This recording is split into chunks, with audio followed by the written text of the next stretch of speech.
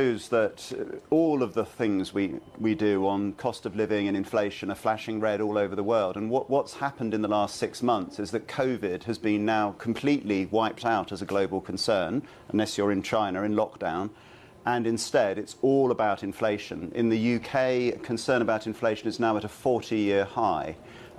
And I think the challenge is that when you look at consumer expectations, yes, as we've just said, that inflation will rise. But when we go into the detail for the central banks and look at how much they think prices are going to rise, they don't know what's going to hit them.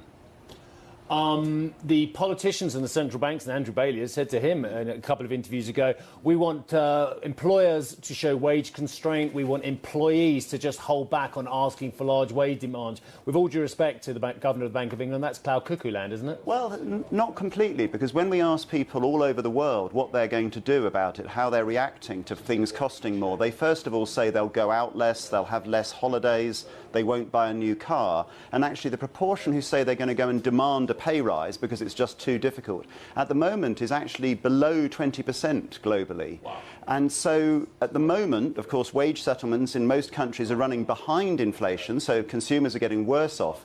But we haven't hit this tipping point of a 1970s wage price spiral yet. And I think that's what the central banks are very nervous about, hence the Governor of the Bank of England saying, be a bit restrained, chaps.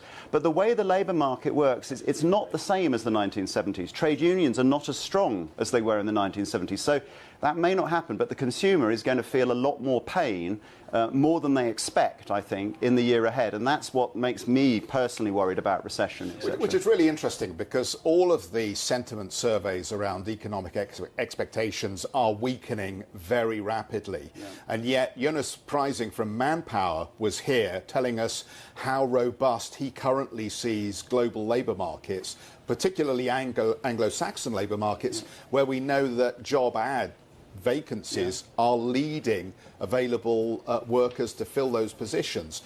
Is that just a lagging indicator story, do you think? I mean, concern about this is this strange situation. Concern about unemployment is absolutely at a record low.